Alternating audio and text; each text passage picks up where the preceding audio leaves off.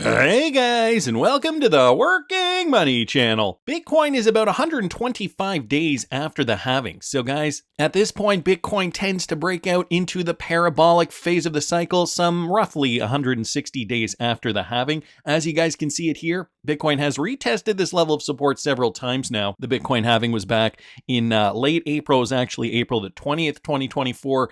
And Bitcoin has just been, pretty much reaccumulating. But what Rect Capital here is saying is that about 160 days after the halving, this is roughly when we're going to break out. If history does repeat itself, Bitcoin could be just over a month away from a breakout. So that means late September, guys. Here is Bitcoin on the chart. And as you guys can see, I've got it here on the hourly over the last day or so. We haven't seen any kind of meaningful upward trajectory for Bitcoin. We've just seen lower lows here on the hourly and lower highs, as you guys can see here. Again, this is the micro time frame. This doesn't mean too much unless you are, pretty much day trading. If I throw it on the daily, you guys can see the trend is, still in that reaccumulation zone. Bitcoin trading in and around 58,000 roughly as of the time of this recording. So we did not get up past 60,000. I know some people were eyeing that 60 to 64,000 range. And if we could have closed the weekly candlestick up above there, it would have been, at least a lot more bullish, at least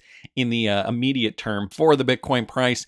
But alas, here we are today, guys, $58,000 per Bitcoin. If you look at Bitcoin on the weekly, though, some interesting candlesticks here.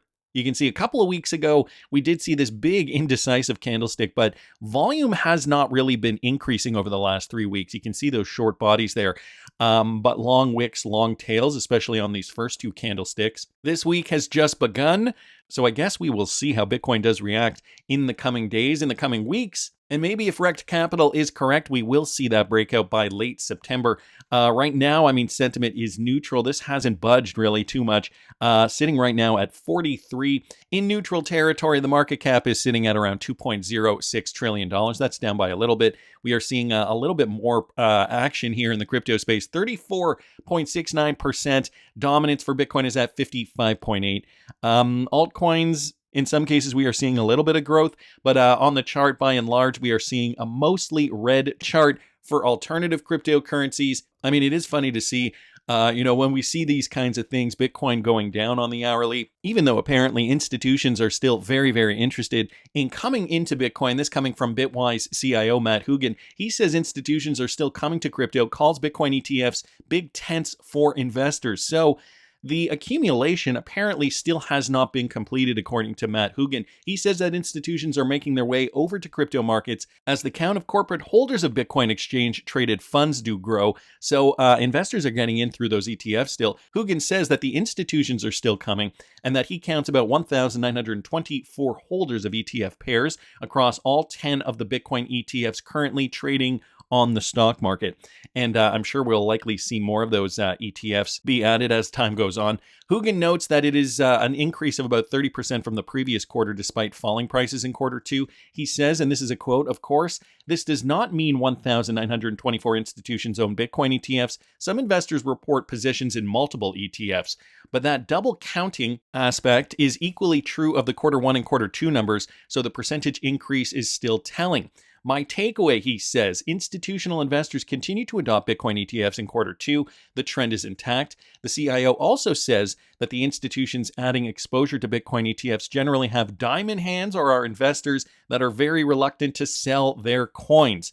So that is also a very important thing to note here. These institutional investors, guys, they're not buying it for the short term. They are buying this for the long term. Otherwise, they would not have been getting in at $58,000. More likely, they would have been getting in at $16,000. But of course, we did not have the ETFs at this point in time. So now that the institutions have to pay a large premium, a hefty premium here, they are likely going to be in this for the long term.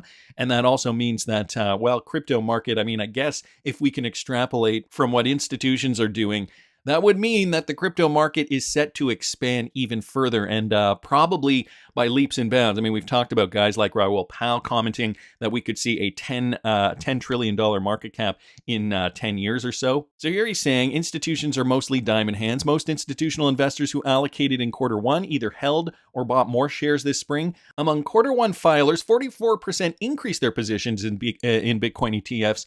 In quarter two, 22% held steady and 21% decreased their positions, and 13% exited. That's a pretty good result, on par with other ETFs. Another takeaway from Matt Hoogan here: if you thought institutional investors would panic at the first signs of volatility, the data suggests otherwise. They are pretty steady.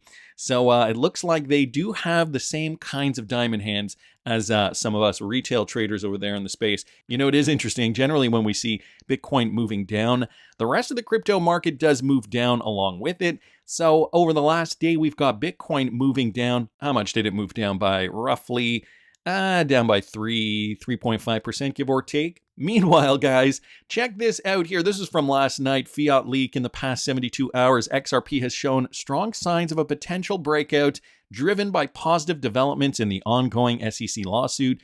XRP was trading in and around 57.7. And this morning, guys, we've got one XRP trading in and around 58.4, 58.5, give or take. So 58.5 cents. Now, this is the first hour. This is, by the way, this is the hourly. This is the first hour now where we're seeing a bit of a sell-off happening. 1, 2, 3, 4, 5 hours in a row, we've seen a bullish trajectory for XRP, making its way up from 56.5 cents all the way to 58.5 cents now. So an interesting dichotomy comparing XRP to the Bitcoin trend, whereas Bitcoin was going down over the last 24 hours.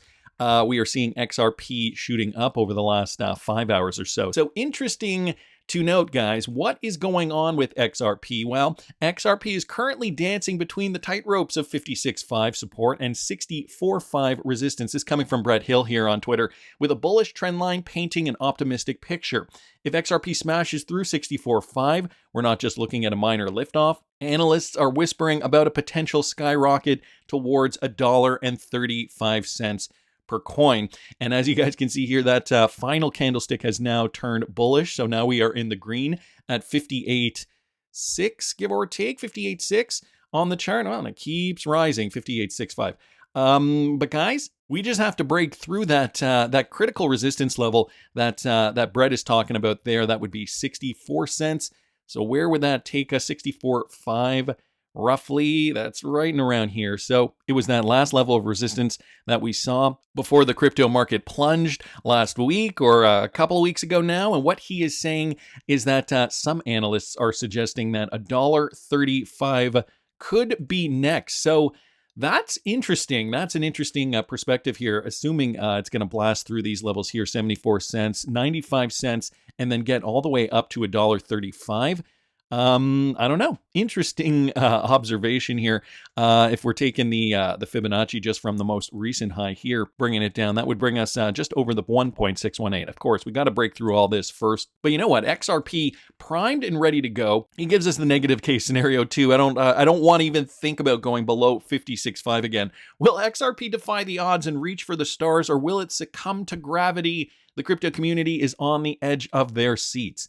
Well, I guess we are just going to have to wait and see. I've been noticing some older news too being circulated in the XRP community with regards to the NDAs, and some people remembering these clips from a long time ago, like Ito Farina. Ripple is working with central banks across every continent except Antarctica. Despite thousands of NDAs in place, some people still expect employees to disclose everything they know on the X platform. This is a clip of James Wallace. Here's what he said a little while ago. Working with them on that technology, and then also working with them on the policy, which is going to be a big element on the success factor. I'll take a pause there and let my fellow panelists say something. Yeah, and if you don't mind, which central banks in which countries are you working on or working with? We're working with many of them. They're mostly under non-disclosure agreements. So I'm not at liberty to share the details, but I would say, we are working with them in each continent apart from Antarctica. The study by the Bank for International Settlements estimates, I think, 80 to 85% of central banks are doing some work. We're at different stages. I mean, we have some active projects. So he says there are some active projects there. He can't disclose every single central bank, although we do know, despite these NDAs, we do know that Ripple has already partnered with specific central banks, like the Central Bank of Brazil, for example, the Monetary Authority of Singapore, for example, the Central Bank of England, the Central Bank of Canada, or rather the Bank of England and the Bank of Canada, as they're called. But these are ones that we already know about. Of course, Ripple has made a commitment to not let the cat out of the bag, I guess, for some of these other partnerships. And James Wallace just reiterating that in this clip. Now, this clip again was from a while ago. The reason I'm bringing it up is because this document was just unearthed recently as well. Michael Branch bringing this to our attention. I don't know. I guess for some people this is new news. This originally surfaced about a year ago. Ripple business dealings show about 1,700 signed contracts for XRP. So this is the non-disclosure. These are the non-disclosure agreements. The document revealed that the company had entered into over 1,700 contracts with financial institutions and companies to transact in XRP. Members of the XRP community recently resurfaced this court document, originally filed in 2023, during the heat of the Ripple SEC case. And based on that document, guys, we did find out that there were still about 1,700 NDAs. Agreements outlining under terms under which Ripple transferred XRP to various counterparties in commercial transactions. And these 1,700 contracts, we don't know who the recipients were. So that obviously got the XRP community's ears perking up. So this is coming from Levi Crypto Crusaders here. This isn't breaking news, although he did put breaking here. Ripple has over 1,700 NDAs with major banks, financial institutions, and companies. XRP is going to be the most valuable asset in the world. And so here is just a copy of that. In Discovery, here's how it reads. In Discovery, the parties produced over 1,700 contracts, which are specific agreements by which Ripple transferred XRP to contractual counterparties in a variety of commercial transactions. In his expert report, Schwartz, not David Schwartz, the expert they had there at the trial, Schwartz organizes the 1,700 XRP contracts into four primary categories. Contracts, so number one, contracts by which Ripple transferred XRP directly to a counterparty. Number two, contracts by which Ripple's counterparties agreed to sell XRP on behalf of Ripple over trading platforms. Number three, contracts by which Ripple paid for various counterparty services in XRP provided by Ripple. And number four, miscellaneous contracts that do not fall into the first three categories. So just based on this alone, 1,700 where we do not know the recipients, or at least those recipients were not made public.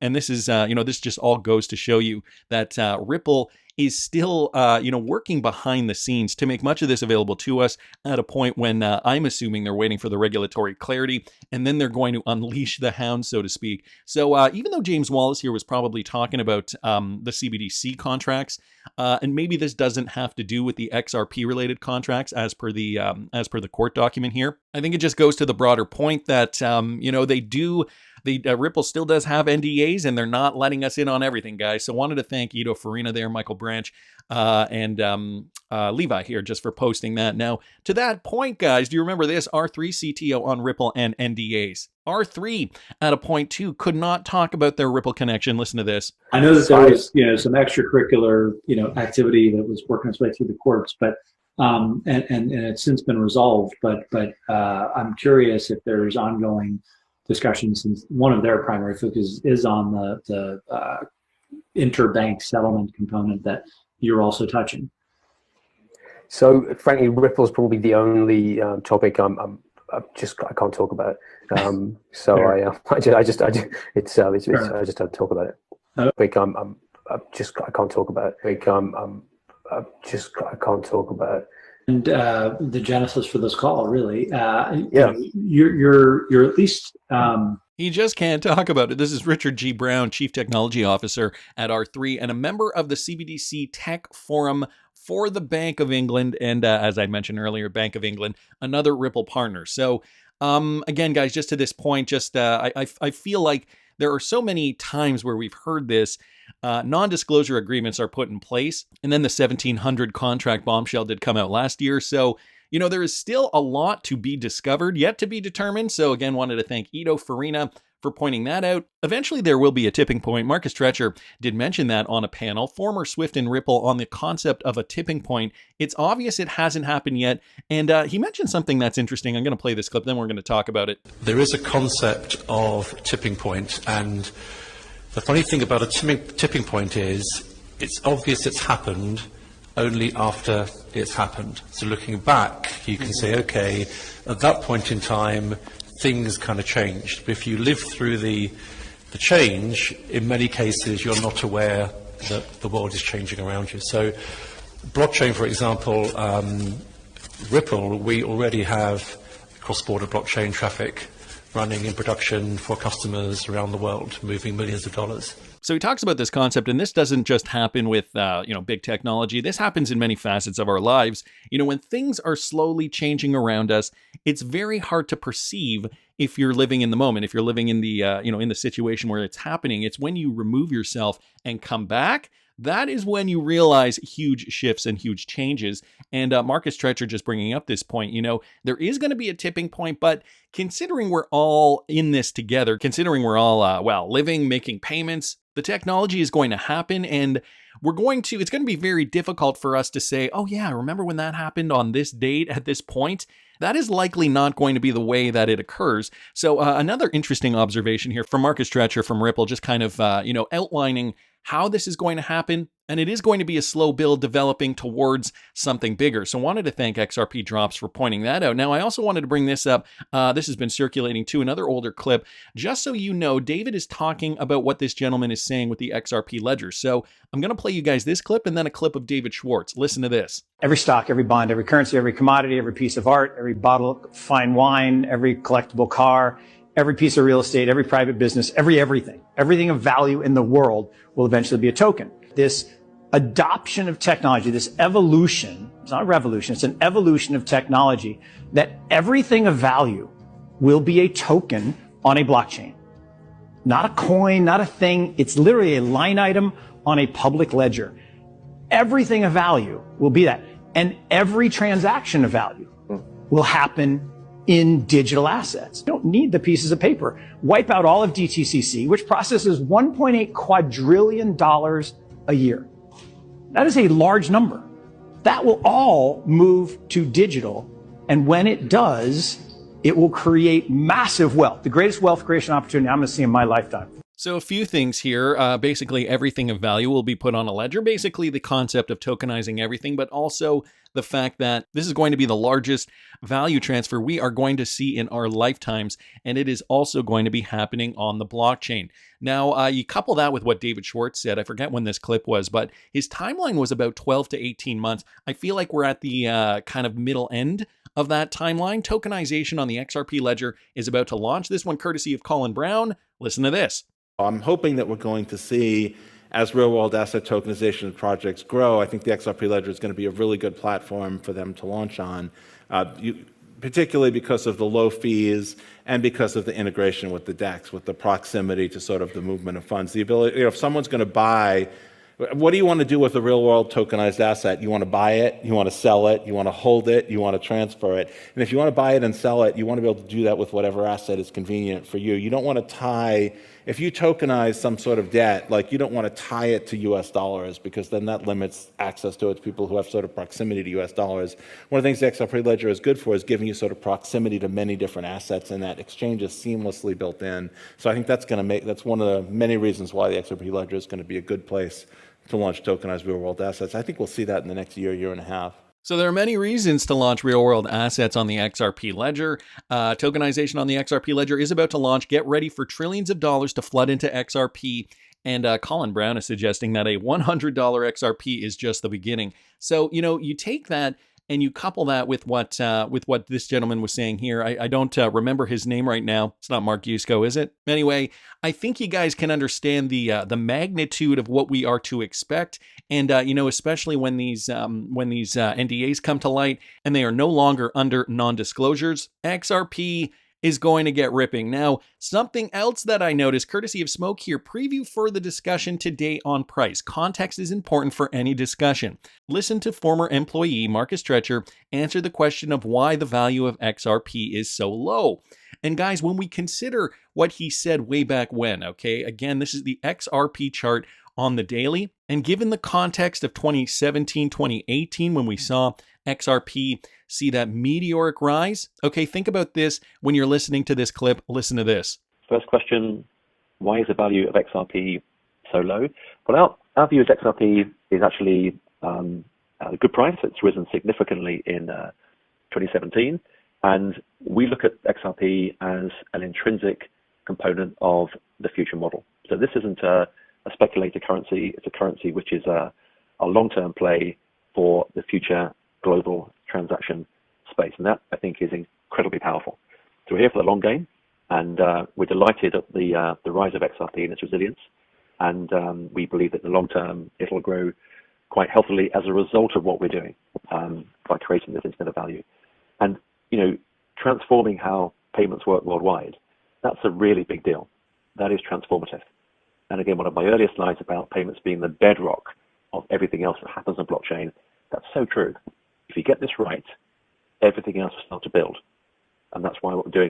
So a few things here to get very, very excited about. XRP is an intrinsic component to our future model. He talks about the price rise in 2017, and they were delighted to see that, if you heard Marcus Treacher there. So, you know, even though this was a bull run, even though this was a spec rally, they were happy to see XRP go up, what was it, over 56,000% in just a few months there.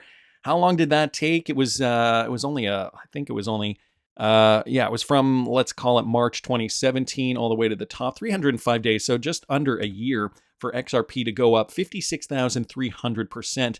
And of course, XRP is trading in a spec market. Now you got to remember what happened here. This was the lawsuit. We did not see that same kind of price appreciation. But what Marcus Treacher does say in this clip, what he's insinuating, is that this is not a speculated currency.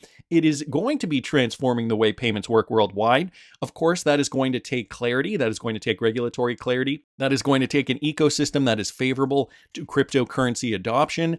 And so, guys, what does that mean for this next bull run? I think if all this coincides, if we do see that real world utility near, I guess, into 2025, when we do see the bulk of that bull run continue, when we do see liquidity enter the market, Ripple is basically stating here that, it is, they did state that it was a good price then, that it did rise in 2017, but that it isn't basically finished yet. It's a currency which is a long-term play for the future.